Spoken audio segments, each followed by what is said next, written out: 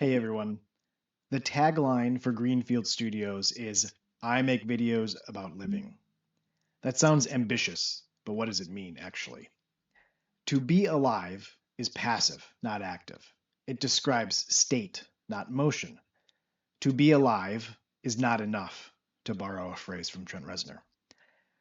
To live is active. Living, as opposed to being alive, requires you to engage, to act, to decide, and afterwards to learn from and live with those actions. Living requires moving beyond yourself. We are enriched when we spend time with friends. We create love when we care for plants, for animals, and for children. We nourish ourselves when we engage with art, and we nourish others when we create art. We are not born complete. We grow only through interaction and connection. That's what living is, and that's what Greenfield Studios is about. But what is Greenfield Studios? The word Greenfield, as a noun, not a name, originated with the term Greenfield land, which was used to describe undeveloped land suitable to build on. From there, it jumped into business and energy. For example, it could describe a new oil and gas development, an untapped sales market, or a blank slate software development. But all of those are specific uses of what is really a more general principle, which is creating something from scratch, right? Creating or building without being bound by prior constraints.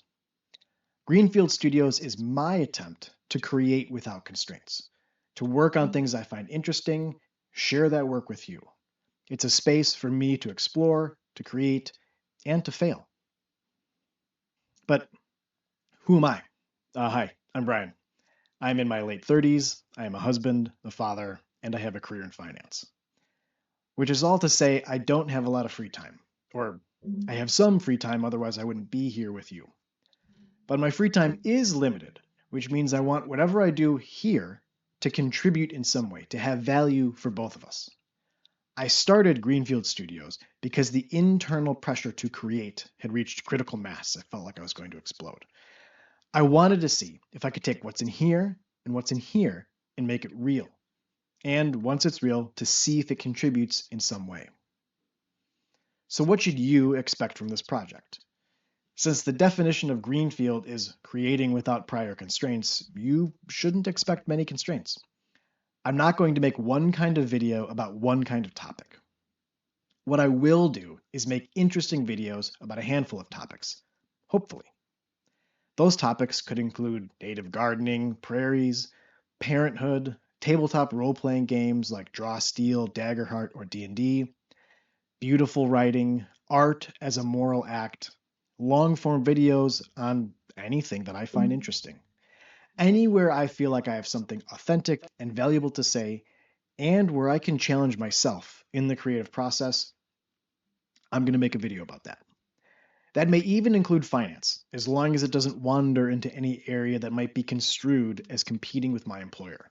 I really like my employer. Okay, I did tell a white lie. I said there wouldn't be any constraints on what I create. And that's true, mostly. But creating purely from scratch means there's no structure, no framework. Without any guiding principle, there's no coherence to what I create. But there is a guiding principle. I'd like to read a short excerpt from Zen and the Art of Motorcycle Maintenance. Mountains should be climbed with as little effort as possible and without desire. The reality of your own nature should determine the speed. If you become restless, speed up. If you become winded, slow down. You climb the mountain in an equilibrium between restlessness and exhaustion. Then, when you are no longer thinking ahead, each footstep isn't just a means to an end, but a unique event in itself. This leaf has jagged edges. This rock looks loose. From this place, the snow is less visible, even though closer.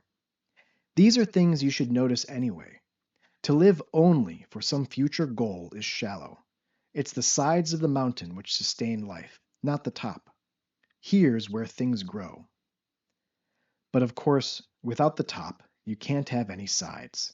It's the top that defines the sides.